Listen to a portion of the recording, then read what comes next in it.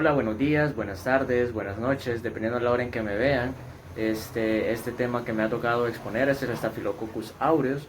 Y pues vamos a dar continuidad a lo que serían las diapositivas para poder dar a explicar este tema. Bueno, compañeros, siguiendo y licenciados, siguiendo con el tema, pues esta es mi presentación. Mi nombre es Fernando Neftalí Cisneros Mendoza y pues vamos a empezar con mi tema, que es el Staphylococcus aureus.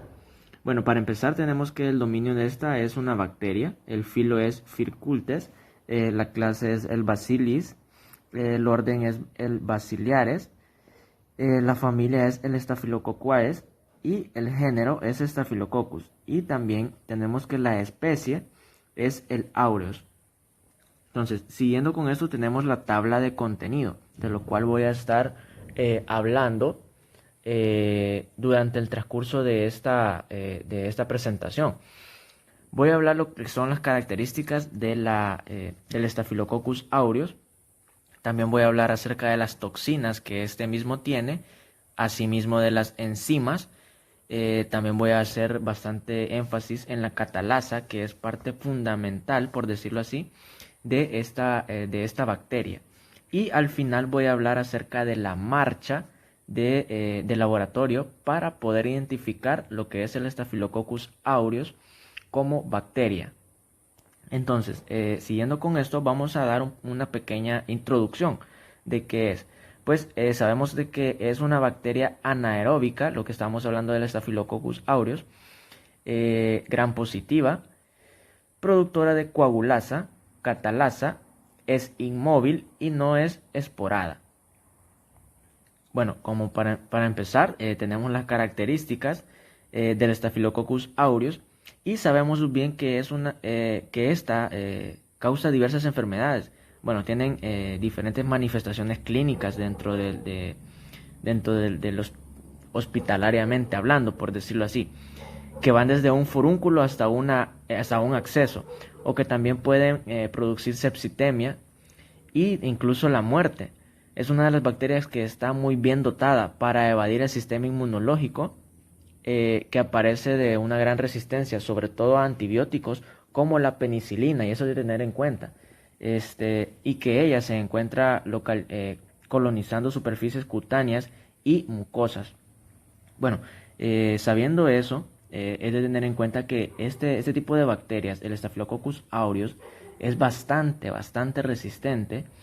Y ya ahorita vamos a hablar un poquito más acerca de las características. Bueno, para empezar, pues sabemos de que es un gran positivo. Eso quiere decir que ante la atención gran de la bacteria se va a teñir de un color morado o va a adquirir un color morado o violeta, como ustedes quieran llamarlo. Realmente así es como se identifica este tipo de bacterias. Se tiñen más que todo de colores morados o violetas al realizarle el procedimiento de gran positivo, gran negativo. Entonces, teniendo en cuenta de que es un gran positivo, pues es así. Quizás una segunda característica de esto es obviamente de que son esféricos, precisamente porque son cocos y están agrupados en racimos. En realidad la palabra Staphylococcus significa racimos de uva, y es que cuando los vemos en un microscopio, lo vamos a ver literalmente como que son racimos de uvas. Es por eso el nombre. Y también, como lo dije anteriormente, son inmóviles. Esto quiere decir que no se pueden, no se mueven, pues, porque no tienen flagelos. Eso de tenerlo en cuenta. Bueno, aparte de eso, son anaerobios facultativos. Eso quiere decir que prácticamente ellos pueden vivir con o sin oxígeno. Es de tener también en cuenta que son catalasa positivo. Es una enzima y se lo voy a dejar así hasta que, bueno, más adelante se los voy a explicar, pero sí lo que quiero que sepan es que la catalasa es una enzima que permite que este género se diferencie de otros cocos, que también son gram positivos. Eso es de tenerlo en cuenta, como es el Streptococcus. Entonces, para esto, para uno diferenciar entre el Streptococcus y el Staphylococcus, lo que utilizamos es la catalasa. Esta prueba química que básicamente nos va a indicar en qué estamos ante la presencia de un Staphylococcus. Entonces, teniendo eso en cuenta, lo vamos a ver un poquito más adelante. Y pues nada, bueno, vamos a seguir. También una de las características de esto, del Staphylococcus aureus, es de que son halófilos. Los halófilos quiere decir que les gusta bastante, les gusta la sal. No forman esporas, eso es de tenerlo en cuenta, y son cultivos preferenciales del agar manitol salado. Eso es de tenerlo en cuenta, ya que son halófilos. Entonces, cuando lo vemos ante la placa Petri, es decir, su cultivo, significa que es, bueno, se lo voy a decir así.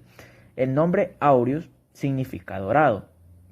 Entonces, vamos a ver colonias doradas, por decirlo así, en una placa Petri, o distinto va a ser dependiendo del método que utilicemos para diferenciar entre el Staphylococcus, para saber la presencia de Staphylococcus en la muestra.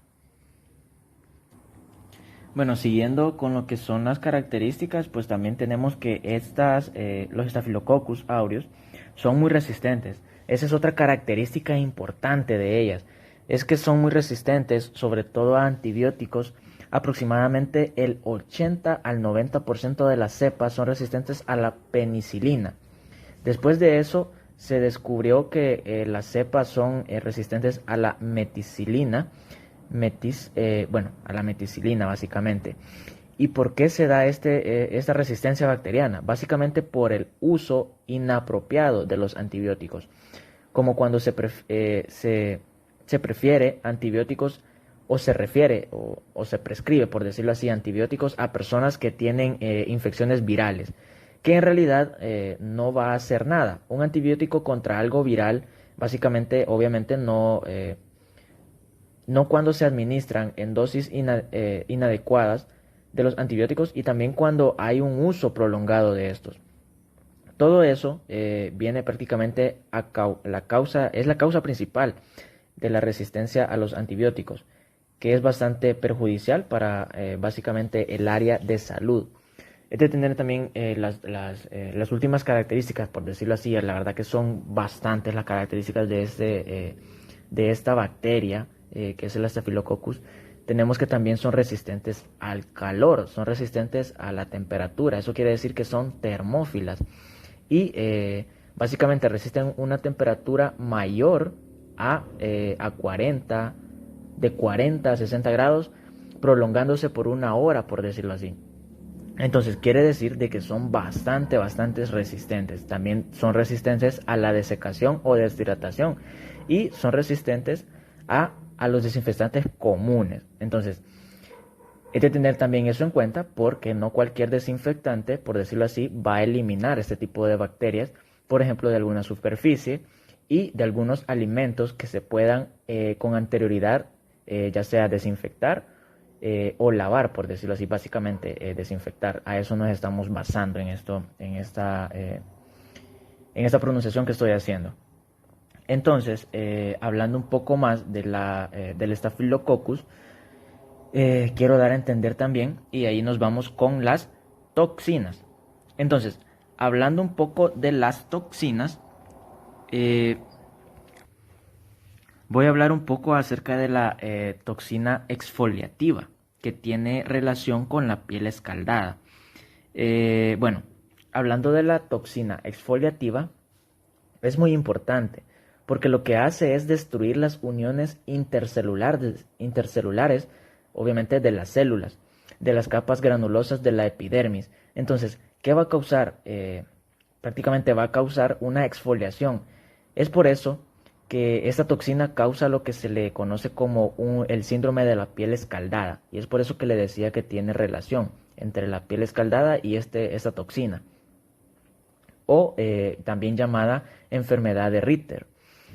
El síndrome de la piel escaldada es básicamente una dermatitis exfoliativa de la niñez, y por eso les coloco aquí el bebecito que está ahí a la par de del tema, por llamarlo así, toxina exfoliativa, el bebecito, por eso se los pongo ahí, y para que vean el ejemplo de el detalle, el problema que deja este tipo de toxinas, que es esto.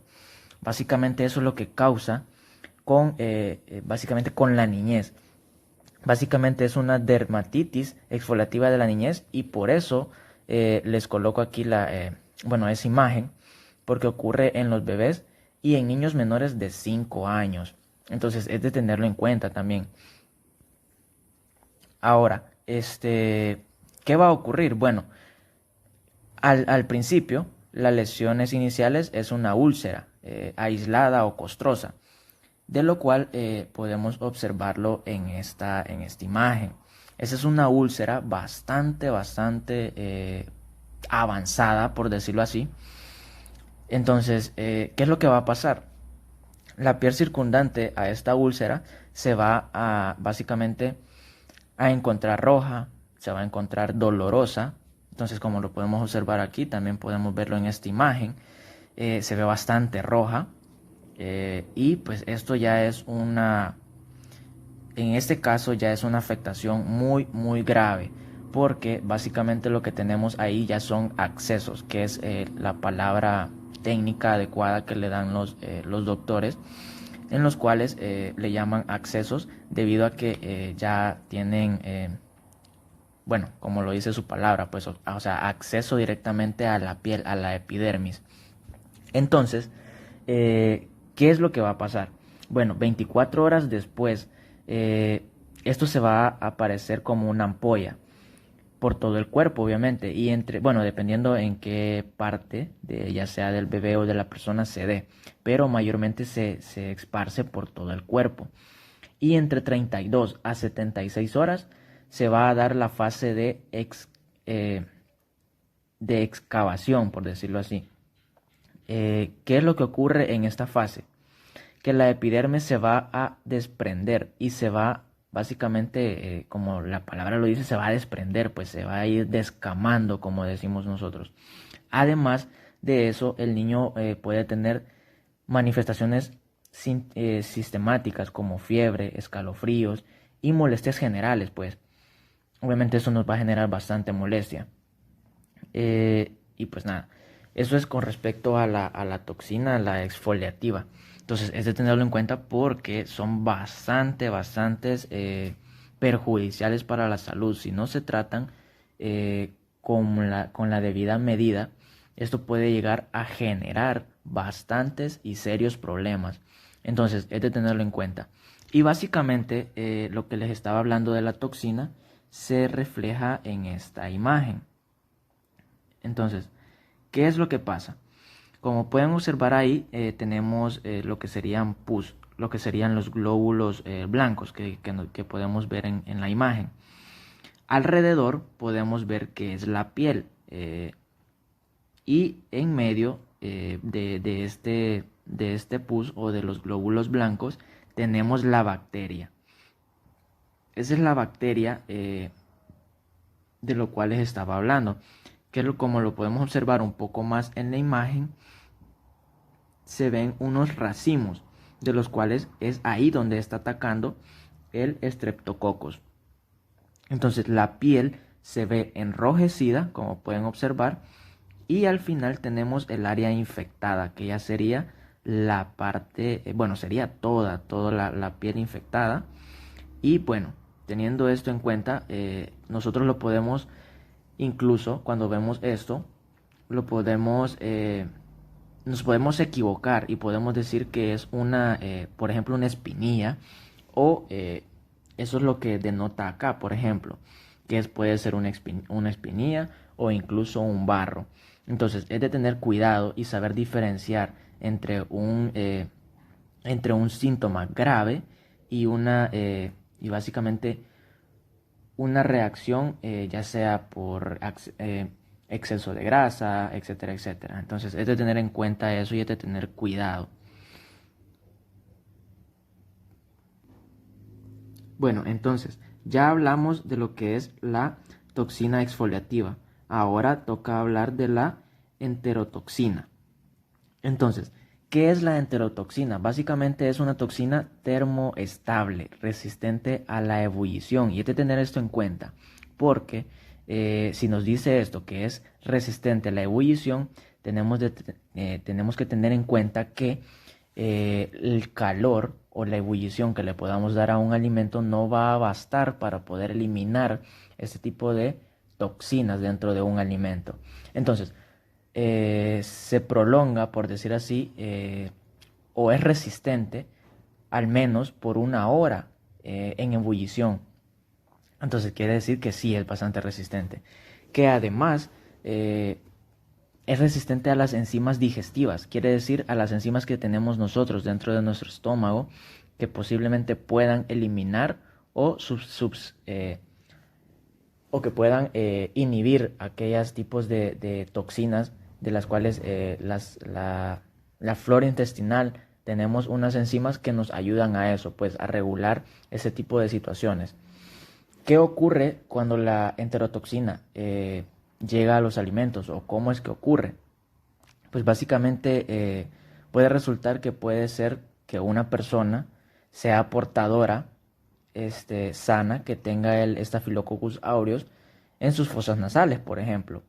O que, o sea, básicamente lo podemos tomar así, como que un chef o que un cocinero, por decirlo así, está preparando sus comidas y él, o sea, no sabe de que tiene el Staphylococcus. Él se encuentra sano en ese caso. Y eso depende de muchos factores. Y en este caso, digamos que lo tiene en las fosas nasales.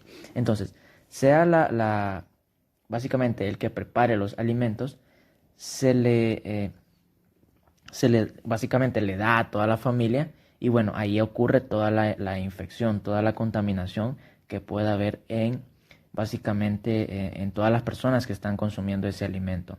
Entonces, esta sistemática que está clara que bueno, está infectada porque tiene un absceso e igual, se decidió básicamente que las personas que tienen este tipo de enfermedades, o por decirlo así, no se dan cuenta los patronos, por llamarlos así, obviamente tratamos, o dentro por decirlo así, de la industria alimentaria, tratamos la manera tratar la manera de ser rigurosos en este caso. Y por eso es que muchas empresas capacitan a sus empleados en que tengan buenas prácticas, en que se carneticen, o incluso la misma empresa, es obligación de la misma empresa carnetizar y básicamente capacitar a los empleados para que tengan buenas prácticas y que evitemos este tipo de contaminaciones. Y eso se debe a básicamente a una mala comunicación entre el empleado y el empleador. Y pues bueno, esto ocurre seguido, pasa muchas veces, en los cuales esa enterotoxina lo que va a hacer básicamente es a originar, es una intoxicación alimentaria. Básicamente 3 a 6 horas después de haber ingerido el alimento, la persona, obviamente el alimento contaminado se va directo para el estómago. La enterotoxina lo que hace es intoxicar a la persona, provocándoles dolores abdominales, vómitos, diarrea. Lo bueno de esto es que esta es una enfermedad autolimitada y que se resuelve rápidamente con fármacos, básicamente con medicina. Pues si tenemos bastante diarrea, tenemos bastante vómitos, por decirlo así, ¿qué es lo que nos va a provocar? Pues es una deshidratación, de lo cual lo recuperamos con electrolitos, con sueros y cosas así. Entonces podemos cortar las diarreas con básicamente pastillas o incluso inyecciones que nos ayudan a mejorar lo que sería eso. Básicamente una intoxicación de ese tipo son molestas, pero no provocan, por decir así, la muerte. Entonces, pero siempre hay que tener en cuenta evitar este tipo de cosas. Bien, ahora voy a hablar acerca del síndrome del shock tóxico. Bueno, ¿qué es el síndrome del shock tóxico? Básicamente la toxina del síndrome del shock tóxico tiene un tipo o bien una toxina que básicamente lo que causa es una enfermedad bastante grave, pero gracias a Dios, poco frecuente. Los primeros casos escritos de un síndrome asociado a esto, el síndrome del shock tóxico, es asociado a las mujeres. Por eso es que aparece esa imagen ahí de una mujer. Eh, Básicamente esta enfermedad viene relacionada a básicamente las mujeres por utilizar tampones o toallas sanitarias durante su periodo menstrual. Se decía que los tampones o las toallas, que básicamente eran súper absorbentes, que lo que hacían eran causar una proliferación abundante de bacterias, o que la mujer tuviera malos hábitos, como por ejemplo nunca cambiarse el tampón o la toalla sanitaria por varias horas.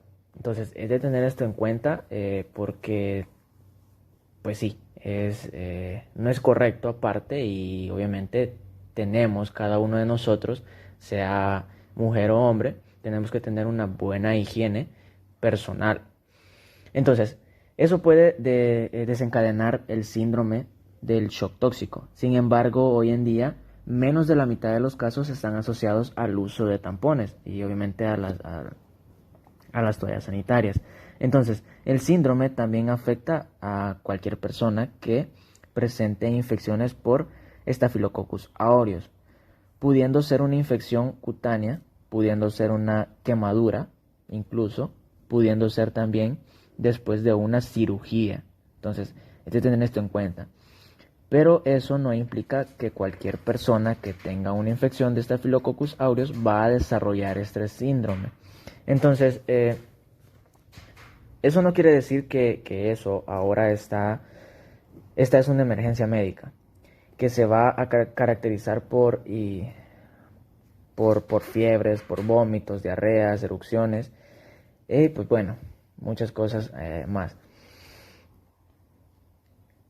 Sin tratamiento, obviamente, esto puede ser mortal. Entonces, este síndrome sí es bastante peligroso, porque esto puede llevar incluso a la muerte de la persona. Y como es una básicamente toxina, puede causar tantas cosas, porque resulta que una toxina es un superantígeno. Y pues ahí viene la pregunta: ¿qué es un superantígeno? Bueno, se los voy a describir así, por decirlo así, con dibujos. Entonces, básicamente lo que tenemos es una bacteria. Digamos que esta es una bacteria, y resulta que siempre tiene que ser presentada con básicamente con un linfocito T, la cual este es el linfocito T. Vamos a decir que esta es la bacteria y este es el linfocito T. Ahí podemos observarlos. Entonces, ¿qué es lo que pasa? Para que estas dos, básicamente, tiene que haber un mediador. Y el mediador es una célula que se denomina presentadora de antígenos, que es esta, por decirlo así. Entonces, este linfocito o el presentador de antígenos, lo que va a hacer es que ella va a presentar por ejemplo, esta tiene que conocer a esta para que esta le presente a esta. O sea, esta de acá sirve como mediadora, presentadora de las dos, de los dos superantígenos, por decirlo así. Entonces, ¿qué es lo que pasa? Cuando hablamos de cuando hablamos de un superantígeno, quiere decir de que, bueno, digamos que esta es el superantígeno, por decirlo así. Entonces, este superantígeno no necesita de un linfocito o de un antígeno mediador, sino que esta de una se va a conocer a esta, no necesita de un presentador. Entonces, para que esto suceda, es por eso, básicamente, que se le llama superantígeno. Y ahora la pregunta es, ¿cuál de estas vías creen ustedes que va a ser la más rápida? Pues obviamente la del superantígeno, que no necesita a nadie para él poderse presentar. Perdón. Para él poderse presentar. El superantígeno no necesita de nadie para poderse presentar con el linfocito T. Entonces, esa es la vía más rápida. Entonces, esta verdad, y como esta es la más rápida, eso quiere decir que este superantígeno no va a activar a los linfocitos T. Entonces, activa los linfocitos T y esto es lo que hace que exista una producción masiva de citocinas. La producción masiva de citocinas, lo cual va a desencadenar una vasodilatación y va a generar un shock a la persona e inclusive la muerte. Entonces, que por eso es un superantígeno. Y bueno, espero que hayan comprendido un poquito qué es lo que es un superantígeno. Y pues bueno, seguimos. Básicamente, bueno, entonces, con respecto a los superantígenos, esa sería básicamente la explicación. Espero me hayan entendido. Y teniendo esto en cuenta, vamos a hacer un poco de resumen de lo que he estado hablando. Y tenemos en cuenta de que este es nuestro sistema inmunológico, por decirlo así. Tenemos nuestro sistema inmunológico y sabemos de que el Staphylococcus aureus, la bacteria del Staphylococcus aureus, es bastante resistente y lo podemos observar en las características que anteriormente les proporcioné o les dije. Entonces, es de tener esto en cuenta, que las bacterias son bastante resistentes al calor, son resistentes a la desecación, son resistentes a los desinfectantes comunes y bueno, son resistentes como por decirlo así, a varios antibióticos que aproximadamente andan entre el 80 y el 90% resistentes a los antibióticos y más que todo a la penicilina. Y bueno, así como les estaba hablando, hay varias características a las cuales la bacteria del Staphylococcus aureus es resistente. Entonces, teniendo eso en cuenta, sabemos de que al tener un sistema inmunológico débil, básicamente estamos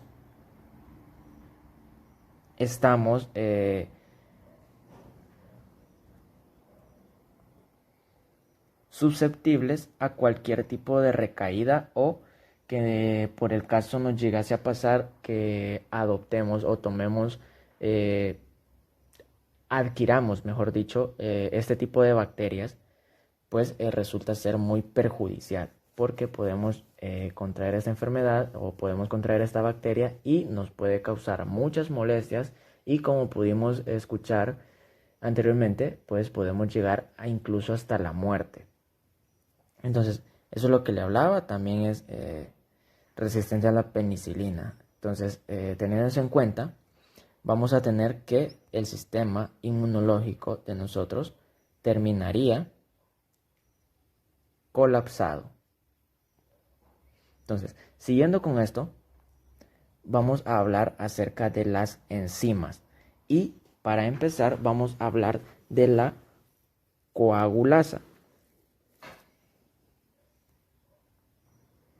Pero antes de hablar de la coagulasa, yo divido en dos partes, por decirlo así. Yo divido a las enzimas en enzimas de protección y enzimas de invasión. Pero eso es una clasificación que yo adopté pues por básicamente hacérmela o aprenderme las cosas un poco más fácil. No es que esté escrita en ninguna literatura. Entonces, las enzimas de protección, básicamente tenemos a la coagulasa, y eso es lo que que les estaba mencionando, la coagulasa, que básicamente, ¿qué les suena? Obviamente a un coágulo. Entonces, ¿verdad? Entonces lo que va a hacer la coagulasa, eh, va a quedar un coágulo alrededor de la bacteria. Eso es de tenerlo en cuenta. Va a quedar un coágulo alrededor de la bacteria y por eso es llamada coagulasa. Para que ésta evada el sistema inmunitario o inmunológico. Ella se crea su propia casita, por llamarla así, para protegerse y como lo hace a través de la conversación del fibrógeno o fibrina, crea su coágulo y se protege. Entonces, ahora, ella básicamente, poniéndolo así, digamos, se aburre de estar ahí ella sola y no quiere no, o sea, no quiere pasar todo el tiempo ahí sola, pues quiere viajar por todo el cuerpo y entonces, ¿qué es lo que va a hacer? Pues tiene que tener una enzima que le permita romper ese coágulo que creó y esa enzima es la estafiloquinasa. Y lo que hace la estafiloquinasa y lo que hace es básicamente es convertirse, entre comillas, en una tijerita que rompe, o en una tijera que rompe el coágulo. Y como lo hace a través de la conversación del plasmi- plasminógeno o plasminógeno. Eh, en la mina, bueno, básicamente lo que hace es romper el coágulo y hace que éste pueda viajar y básicamente ser feliz por todo el torrente sanguíneo, por llamarlo así. Ahora, la siguiente enzima de la que vamos a hablar es la, la catalasa. Entonces, ¿qué es lo que pasa con la catalasa? Como se acuerdan, bueno, aquí tengo una mini introducción que básicamente la catalasa lo que hace es convierte el peróxido en hidrógeno. Entonces, como se acuerdan de la catalasa, que es lo que les mencionaba al principio, la catalasa es una enzima que realiza la reacción de convertir el peróxido en hidrógeno, básicamente en agua y en oxígeno. ¿Y esto para qué?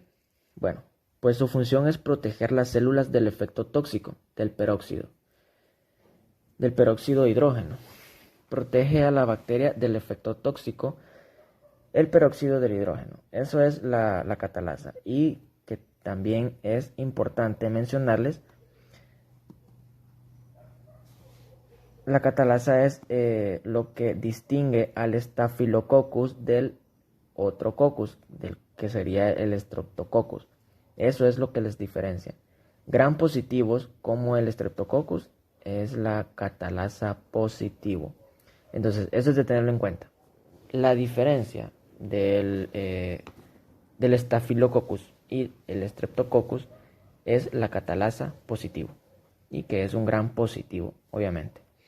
Entonces, chévere, teniendo eso en cuenta, nos vamos a la siguiente enzima, que es la belactamasa. Entonces, ¿por qué es que voy a hablar de la belactamasa? Básicamente, esta enzima es la que hidroliza a la penicilina y es la causante de la resistencia que ella tiene a la penicilina. Entonces, esta belactamasa es la causante de que el Staphylococcus aureus sea resistente a la penicilina. Entonces, esta resistencia antibiótica, ahora si la enzima, por decirlo así, la enzima de la invasión, por decirlo así, son la hialuronidasa y la lipasa, perdón. La hialuronidasa lo que hace es que hidroliza el ácido hialurónico y esto es lo que permite a la bacteria diseminarse, perdón, por el tejido conjuntivo a través del tejido conjuntivo y la lipasa, pues le permite a la bacteria atravesar el tejido graso, porque obviamente hidroliza lípidos. ¿Y qué son los lípidos? Pues son grasas, así de fácil.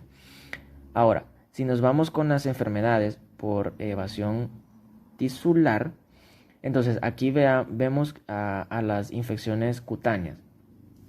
que están impidiendo los forúnculos, accesos, el anthrax, la celulitis.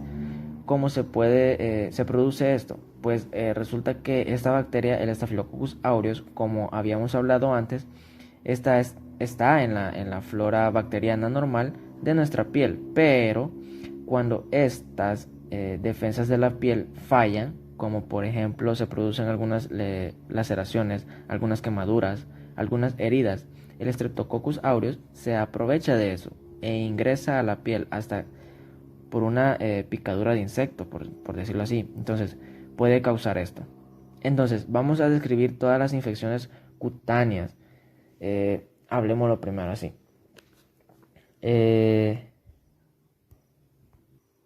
Para hablarlo así bastante rápido, vamos a hablar acerca del impéctigo, que es una infección cutánea bastante contagiosa que se da generalmente en la niñez y que va a producir primeros va a producir vesículas, y luego estas vesículas se van a romper y se van a generar costras como colores ámbar y bueno, es muy contagiosa, así como lo vimos en las imágenes anteriores similares a esa. Un forúnculo es cuando un folículo piloso se infecta. Esta es el forúnculo, básicamente tiene un absceso. Ahí hay una acumulación de pus y pues básicamente es el área tisicular confinada. Los síntomas incluyen dolor, tumefacción. La zona se encuentra enrojecida y caliente. Los anthrax son agrupaciones del forúnculos por debajo de la piel. Imagínense que muchos forúnculos se unen, básicamente es un anthrax. Y la celulitis es la infección del tejido celular subcutáneo del síntoma, los síntomas incluso son dolor, eritema que se extiende rápidamente, y además hay un edema y también hay calor. Ahora, estas no son las únicas enfermedades que produce el Staphylococcus aureus, sino que hay básicamente bastantes, de las cuales causan otras más. Y lo hace a través de, por ejemplo, accesos. Imagínense, básicamente, que tenemos un acceso. Que un acceso puede llegar hasta una picadura de insecto, como lo decía antes. Va a ser una infección de un tejido que el cuerpo es capaz de aislar esa infección. Pero eso es básicamente lo que el acceso siempre va a tener en el centro del necrótico. Básicamente, ahora esto se puede quedar así. Esto tiene que drenar hacia algún lado. Entonces, ¿cuál va a ser ese lado? Bueno, básicamente puede ser el sitio menor. Básicamente lo que tiene que haber es un dreno, básicamente de lo que estamos llamando y lo que vimos anteriormente en la imagen. Lo que va a hacer es que comúnmente lo que hacemos nosotros, como lo relacionamos con por ejemplo, como una espinilla o como un barro, nosotros lo que hacemos es, como lo decimos nosotros vulgarmente, lo destripamos, lo cual no debería de ser así, pero lastimosamente tiene que drenar eso, o sea, tenemos que drenar. Lo mejor sería acudir a un hospital, a una unidad de salud en la cual tengan los instrumentos, la indumentaria adecuada para realizar esa extracción o ese dreno, por llamarlo así. Entonces, ahora, básicamente teniendo en cuenta y teniendo básicamente en general que es el Staphylococcus aureus, sus manifestaciones, sus características y las enfermedades que esto puede causar a las personas, ya sea en los alimentos o por infecciones cutáneas. También es de tener en cuenta que hay diferentes tipos de Staphylococcus. No solamente está el aureus. Básicamente está el Staphylococcus epidermidis y el saprófitos o los sapróficos. Básicamente el Staphylococcus, y vamos a hablar así rápido, el Staphylococcus epidermidis y el Staphylococcus saprófitos o sapróficos son coagulasa negativos, y esto es lo que permite que ellas se diferencien del aureus. Básicamente la coagulasa positivo, el epidermidis y el saprófico son coagulasa negativo. Entonces eso es básicamente la diferencia entre ambos, o entre estos tres. El epidermidis se halla en todas las personas y raramente causa enfermedades. Las enfermedades se originan en el contexto de que sea un paciente que esté debilitado o inmunosuprimidos, que sean complicaciones de procedimientos invasivos, como básicamente se les balbucea, prótesis cardíacas, no sé, hay varias formas de las cuales ese tipo de bacterias pueden llegar a las personas. Entonces, algo muy importante, ¿cómo se diferencia la epidermidis del sapófilos o sapóficos? Básicamente resulta que los sapóficos se relacionan a reacciones cutáneas, de las cuales son superficiales, y los epidermidis se relacionan con infecciones cutáneas pero internas. Entonces, eso es de tenerlo en cuenta y es la forma en cómo se diferencian entre las dos. Entonces, teniendo esto en cuenta, nos vamos de una a lo que sería la marcha de laboratorio para ya de por sí identificar de qué tipo o cómo vamos a identificar el Staphylococcus aureus dentro de un alimento o dentro de una muestra tomada.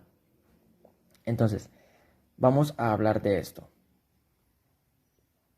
Bueno, y obviamente siempre vamos a necesitar de un equipo adecuado e indumentaria adecuada para poder realizar lo que sería la evaluación, por decirlo así, o la identificación de este tipo de bacterias. Entonces, como podemos observar a la persona en la imagen, pues básicamente tiene el equipo adecuado para empezar un proceso de laboratorio. Como podemos observar, ella tiene lo que serían guantes de látex, o por lo menos eso es lo que refleja la imagen. Aparente ser guantes de látex. De preferencia, obviamente, que estos guantes de látex vengan en pares individuales. Quiere decir, en un sobre individuales de los otros. No de esos que vienen en caja, pues que vienen un montón ahí apuñados, sino que lo mejor sea que vengan en pares individuales y que obviamente sean estériles. Aparte de eso, como podemos observar, ella tiene gafas de las cuales, dependiendo el proceso, dependiendo la marcha que se vaya a utilizar o el método, son adecuadas o no dentro de un laboratorio, porque se utilizan químicos de los cuales, o reactivos de los cuales, pueden ocasionar lesiones o laceraciones oculares. Entonces es de tener en cuenta este tipo de equipos para evitar cualquier accidente dentro de los laboratorios. Y pues, como podemos observar, también tiene su equipo adecuado. Por ejemplo, en este caso, la gabacha. Manga larga, puede ser también manga corta, de preferencia manga larga, porque así evitamos contacto directo de algún tipo de reactivo con nuestra piel, en el caso de nuestros brazos, de nuestros antebrazos, muñecas, y pues obviamente superficies de la piel. Entonces ahorita ella tiene un equipo adecuado, y pues lo único que le hace falta en este caso obviamente es su gorro, su redecilla. Bueno, ahí es la imagen representativa, ilustrativa nada más, pero es de tener en cuenta que eso le hace falta a ella para poder estar completa, porque no podemos estar trabajando en un tipo de ambiente inocuo, básicamente estéril, por llamarlo así, y ella va a andar con el pelo suelto. Obviamente eso refleja que no hay una inocuidad y no existe un ambiente estéril, por llamarlo así, porque corremos el riesgo de que el cabello contamine nuestras muestras y contamine los reactivos que vamos a utilizar para la evaluación y la identificación de la bacteria que vamos a trabajar.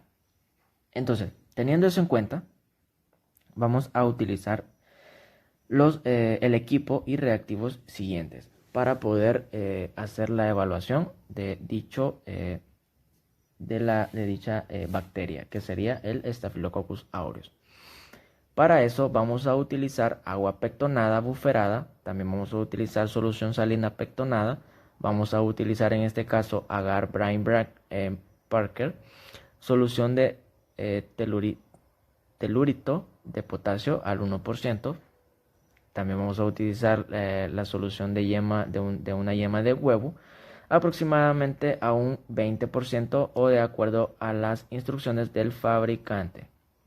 Solución de sulfametacina o sulfametanidicina. Caldo de cerebro, corazón, incluyendo caldo.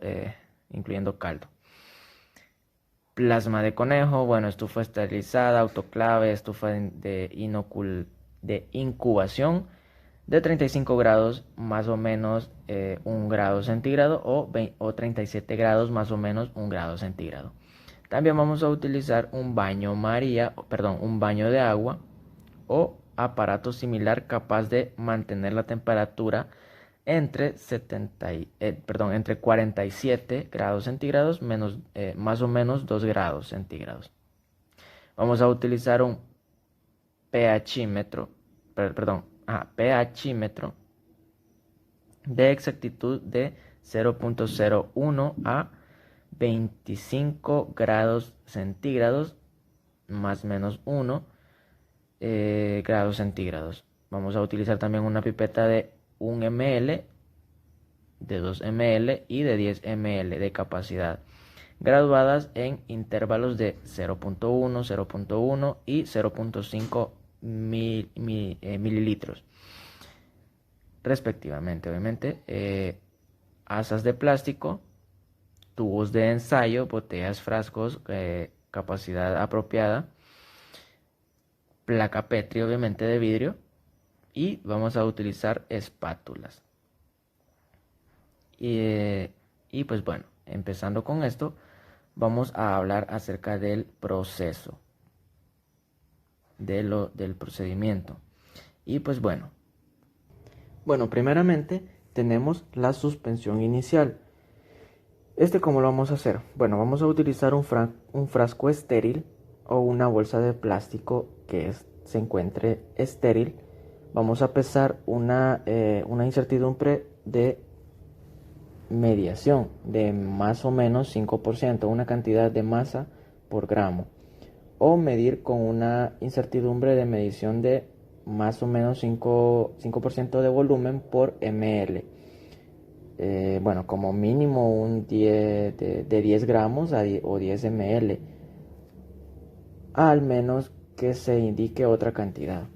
Entonces, agregar una cantidad de diluyente de agua a 9 por gramo o 9 por ml y homogenizar entre 1 a 3 minutos dependiendo del alimento que estemos evaluando, para evitar daños de los microorganismos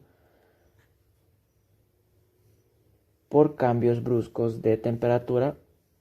Procurar que la temperatura del diluyente y del ambiente sean similares. Quizás como una nota, en algunos casos, particularmente por los productos muy viscosos o muy espesos, podría ser necesario agregar mayor cantidad de diluyente, lo cual se debe tener en cuenta en la operación subsiguiente y o en la expresión de resultados.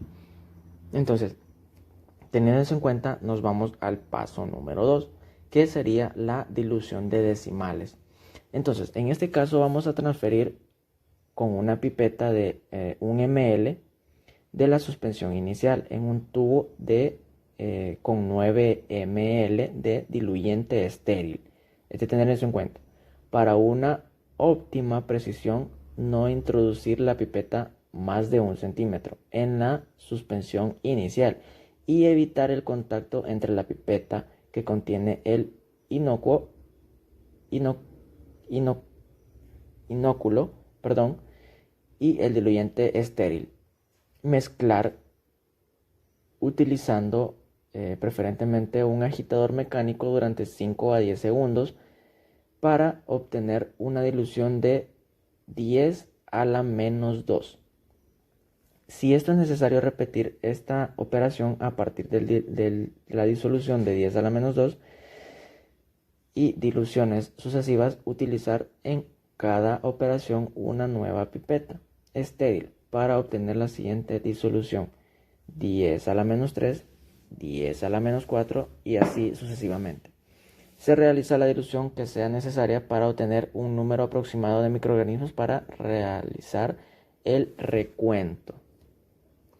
Entonces, teniendo eso en cuenta, vamos a que la duración del procedimiento, ese ya sería el tercero, el tiempo transcurrido entre el final de la preparación de la suspensión inicial y el instante en el que el inóculo entra en contacto con el medio de cultivo no puede superar los 45 minutos. Eso hay que tenerlo en cuenta. Mientras que el lapso de tiempo límite entre la preparación de la suspensión inicial y el comienzo de la preparación de los diluyentes decimales sucesivamente es de 30 minutos. Como un comentario como nota, si la temperatura ambiente del laboratorio es muy alta, estos dos lapsos deben de ser reducidos. Entonces quiere decir que si el ambiente del laboratorio es muy alto, tenemos que hacer la prueba lo más rápido posible. Entonces, en el otro punto, ya sería el cuarto, tenemos en la inoculación o la incubación. En este caso vamos a hacer alrededor de 4 o 5 pasos. Una de ellas es transferir 1 ml de la muestra, si el producto es líquido, un 0.1 ml de la suspensión inicial. En este caso de otros productos, vamos a colocar 0.1 ml de las diluciones sucesivas preparadas por duplicado en la placa de con-agar Braun-Parker.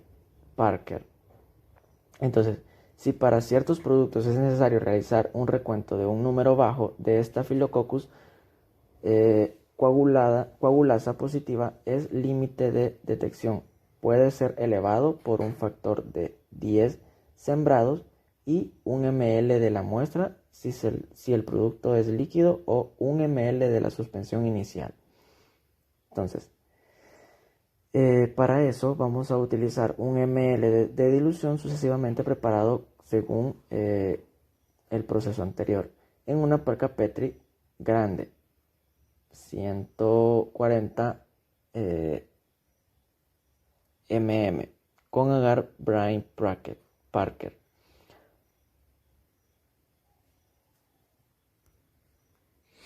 Entonces, después de colocar la muestra básicamente en la placa Petri, vamos a hacer la siembra. Básicamente lo que vamos a hacer es cuidadosamente dispersar el inóculo sobre la superficie del agar con una espátula lo más rápido posible, tratando de no tocar los bordes de la placa. Dejar secar la placa sin invertir con la placa puesta durante 15 minutos a temperatura ambiente. Después vamos a invertir la placa sembrada e incubar a 35 grados o 37 grados, dependiendo de la temperatura. Eso va a ser la rapidez del crecimiento. En el caso del recuento y la selección de las colonias, pues vamos a irnos con un número más probable. Eso quiere decir que vamos a hacer el conteo de las bacterias y vamos a determinarlo básicamente en la confirmación. Bueno, acá vamos a hacer una prueba un poquito más que sería la prueba de la coagulasa. Básicamente la superficie de la colonia seleccionada hay que remover un inóculo con asas y pues vamos a transferir de un tubo de caldo de cerveza. Bueno, eso ya sería utilizando otro tipo de muestra, por llamarla así. Entonces, al final lo que vamos a hacer y como punto final del procedimiento vamos a expresar los resultados que tenemos después de haber básicamente realizado la incubación. Para eso existe una fórmula de la cual lastimosamente no se la pude colocar acá, pero voy a tratar la manera de dejarla en el resumen, el cual se lo voy a estar subiendo a plataforma para que lo puedan revisar, en la cual vamos a expresar los resultados y vamos a hacer una simple sustitución de términos, en las cuales vamos a sustituir básicamente los términos de la fórmula por los resultados que hayamos tenido, y así vamos a expresar, valga la redundancia, en los resultados de la prueba obtenida o los resultados obtenidos a través de la prueba. Así que con respecto a eso, acá tenemos el flujograma del proceso para básicamente hacer un